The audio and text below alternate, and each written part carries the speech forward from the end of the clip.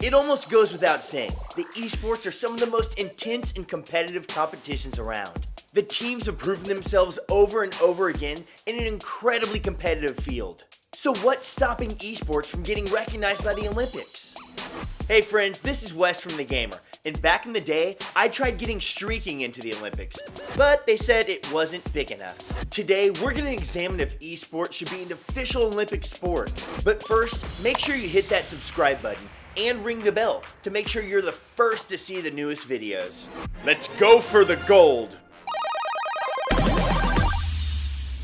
Believe it or not, discussion is already underway about esports in the Olympics. In our community poll, we had a lot of interesting comments. Zach First Player said that the Olympics should have esports and have specific categories like top score and fastest speedrun.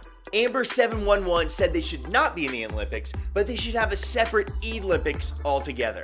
Well, in 2024, Paris, France will be the host of the Olympics. And here's where things start to get a little bit interesting.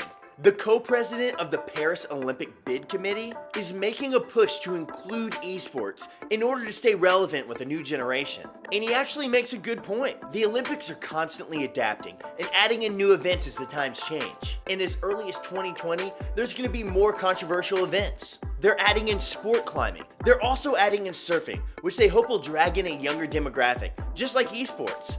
And on top of that, they're even adding skateboarding. So what's the issue? Dota 2 has the biggest esport event in gaming. In their tournament called the International, hundreds of people came from around the world to compete for a prize of $24 million. Whoa! And that's just one game. We didn't even include League of Legends, Rocket League, Super Smash Bros., and a million others. Esports are already legitimate worldwide, and they have the money to back it up. Think about it. When's the last time you heard about a huge cash prize for independent curling, or race walking, or air pistol competitions? It's kind of a joke. But after all these positive arguments, there's gotta be a few negative ones too, right?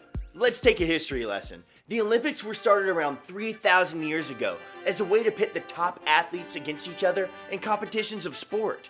There is an obvious physical toll that esports takes on a player, but many people would argue that it is not substantial enough to be Olympic. An argument could also be made that it's not mainstream enough to be entertaining for the masses. To the Olympic committees, the entire point of including esports is to get a new and bigger audience. If esports ends up pushing more people away than bringing in, then what's the point of the whole thing? Well, it's time to extinguish the Olympic flame.